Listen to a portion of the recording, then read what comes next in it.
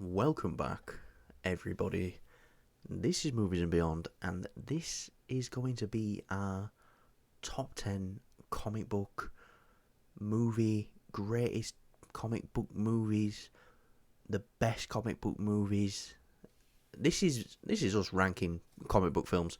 So, well, us, me, no Kyle today, but that doesn't matter because I'm pretty sure you're all gonna, get annoyed at me with this list. This is my personal preference. This is comic book films that I love. Everyone's list is going to be different.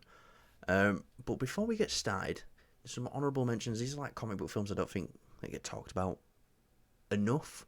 So I just wanted to mention them before we got into it. So, first honourable mention, Dread 3D. If you haven't seen this film, I don't blame you. It looks like it would be horrible. It looks like it wouldn't be a good film. Let me tell you, this film is so good, so good. And if you want to know how good this film is, I'm pretty sure Dread 3D is what Ben Affleck used to pitch his Batman film. Obviously, it never got made, but it was going to be like him fighting through Arkham, the same way like Dread fights through the Mega City block in this. It's a great film. If you haven't seen Dread 3D, see it, definitely. Go watch it right now. Stop this video, go watch Dread. And the next one, that I don't think gets talked about enough, Snowpiercer. This is based off a French graphic novel, so I can kind of count it in this list, even though I haven't read the graphic novel, because it's French. I don't speak the French, even though they maybe do it in school. But yeah, Snowpiercer. I know a lot of people might know about the Netflix show. I think this film is a lot better than the show. But I hear it from people who watch the show first, tell me they like the show more. So that's up to them, I suppose. But I think this film's amazing. But anyway, one more honourable mention. Just one more. Avengers. I am so sad that Avengers couldn't get in my top 10. But there's so many great comic book films. But I couldn't get Avengers in there. I couldn't, looking at it, I couldn't find a way to fit it in. But I wanted to just mention it because this is probably the film that really made me fall in love with comic book films. Like, really made me go, oh wow, that character and that character have all come together from these different films and all come together. So this is a film that really made me love comic book films. Made me just fall in love with the genre completely. And I'm assuming you've all seen Avengers, but yeah, this is where it all started for me. But right, let's get into the proper top 10, the actual top 10. So yeah, coming in at number 10, Spider-Man Into the Spider-Verse. Now, I'm going to get a lot of shit for this. I know I am, because a lot of people would say this is the greatest comic book film of all time. I really like this film. In fact, that's why it's number 10 on my list. Just think how many comic book films there are. And Spider-Man Into the Spider-Verse is number 10. This film is that good that it's animated. It's on the list, This film made me appreciate animation. The storytelling in this, the emotional beats in this film are all amazing. If you haven't seen Spider-Man Into the Spider-Verse, because I hear a lot of people saying they haven't seen Spider-Man Into the Spider-Verse because it's animated, that is, to me, that's a dumb reason not to watch a great film. So if you haven't seen Spider-Man Into the Spider-Verse, go check it out. But for me, it's number 10. I just think there's 9 comic book films that are just a little bit better. Like, all these films are great that I'm speaking about, so I'm not saying it's bad. But coming in at number 9, Wonder Woman. This film's great. This film is fantastic. Just that No Man's Land sequence alone got this film on that list. And this film came out at a hard time for DC as well. They just had Batman v Superman the year before, and they just had Suicide Squad. Both didn't do well critically, I think they both made some money, but they didn't do well critically at all. And DC needed a critical win, and this was it. This was DC's critical. Like everyone loves this film. At least I think they do. I know I love this film, and for me, that's why it gets a number 9 spot, because not only has it got the great action, but it's actually got, like, not comic book films don't usually do this well, but it's actually got a pretty decent love story with Chris Pine's character and Gal Gadot. So Steve Trevor. So I loved it. A lot of people say it's a rip-off of the first Captain America film. You're going to find out through this list I'm a massive Captain America fan, but I think Wonder Woman does Captain America the First Avenger better than Captain America the First Avenger did Captain America the First Avenger. So, yeah. But coming in at number 8, saying 8 with that Yorkshire accent, gotta love it. Right, this is my list, so I'm going to say this right now. This is my list so I can do what the fuck I want. I'm lumping in Avengers Endgame and Avengers Infinity War at the number 8 spot. Because to me, them films just go together. You've got to watch them together, because I don't watch Infinity War now unless I've set enough time aside to watch Endgame straight after. Because you just want to keep it rolling and keep going. So it's like, right, Infinity War. And it's like, no, it's 9 o'clock at night. Oh, I got work the next day. Got to be up at 6, but yeah, I can fit a 3-hour Avengers film in. Why not? So, Infinity War and Endgame. I would still say to this day, Avengers Endgame has probably got like the best like cinema experience I've ever been to. Of just the crowd was going nuts. They were going crazy.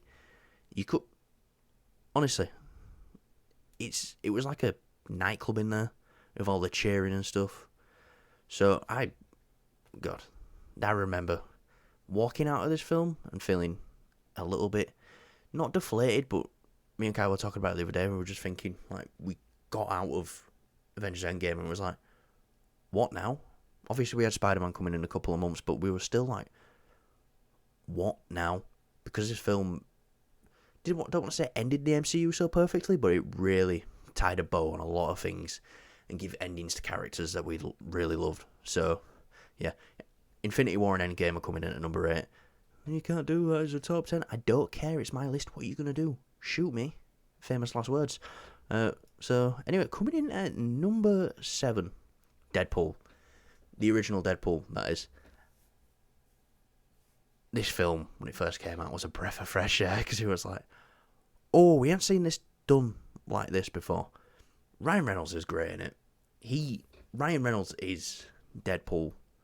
You couldn't have another person do that role now.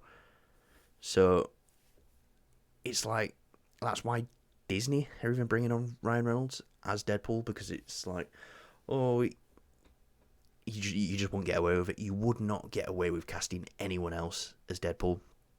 But yeah, this film's hilarious. It is hilarious.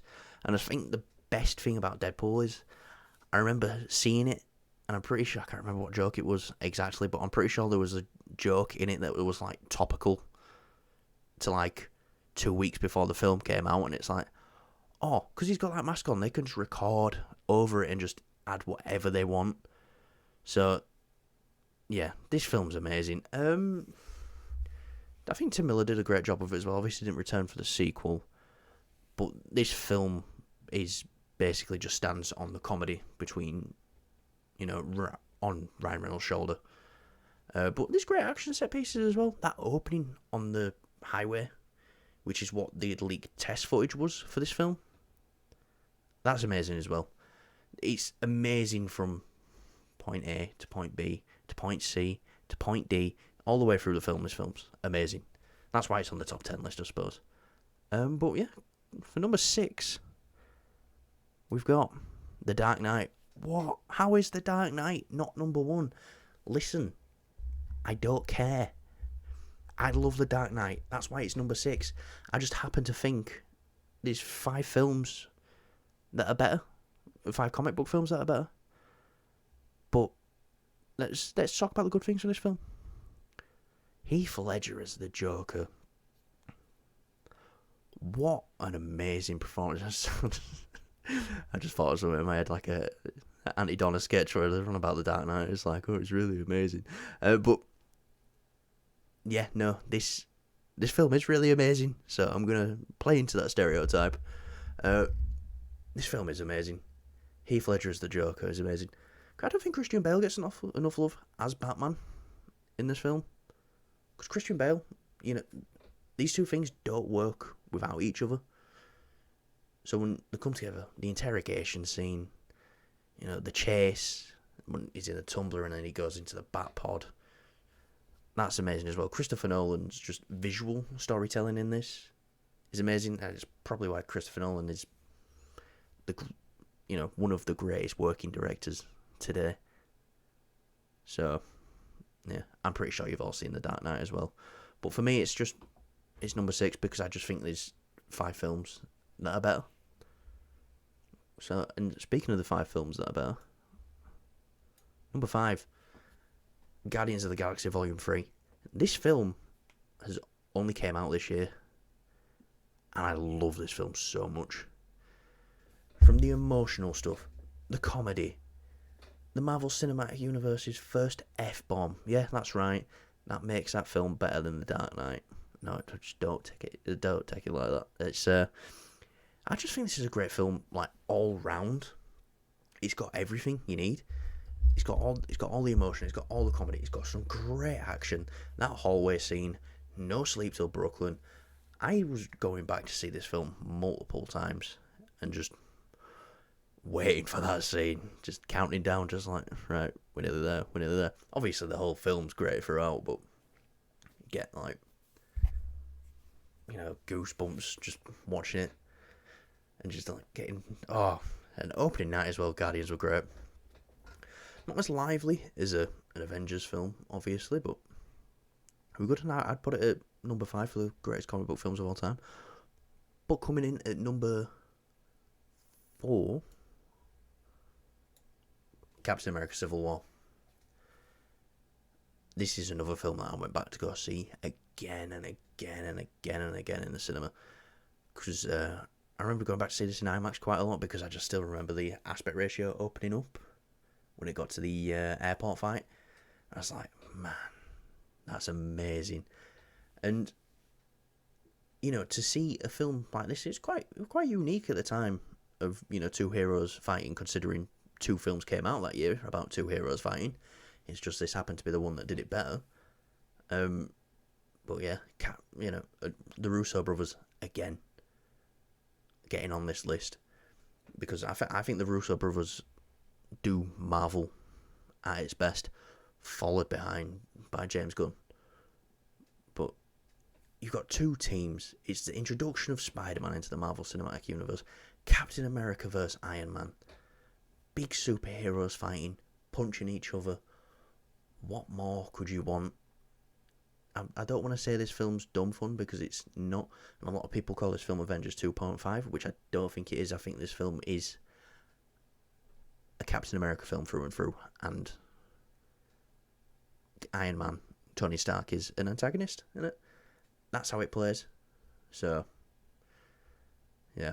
And introduction of Black Panther as well. Chadwick Boseman as Black Panther. People forget that this was his first film. But amazing. And Zemo. I love Zemo. And I'm really glad they brought him back in Falcon and Winter Soldier and we got to see Zemo dance. But, yeah. For me, Captain America Civil War has got to be number 4 in the greatest comic book films of all time. And now we're getting into the top 3. So, buckle your seatbelts because people are going to get mad. Logan. I have gone back and forth in my head a few times thinking, no, is Logan the greatest comic book film ever made? Or is it not? It's always going to be on the list, Logan. I'm going to find it hard to get Logan off this list. I don't see another 10 comic book films coming out that are better than Logan. The storytelling in this, the writing, it's all so good. And at the time, it played on the emotion a bit more. At the time, this was Hugh Jackman's last outing as Wolverine. Logan, it was going to be his last X-Men film. Obviously, he's coming back now for Deadpool 3, but this was a few years ago. It's just that final scene for me where he's there and he's got, Laura's hand and he's holding it. And I don't want to say I cried, because I don't think I did, because I'd be lying if I said I cried, but I were nearly there.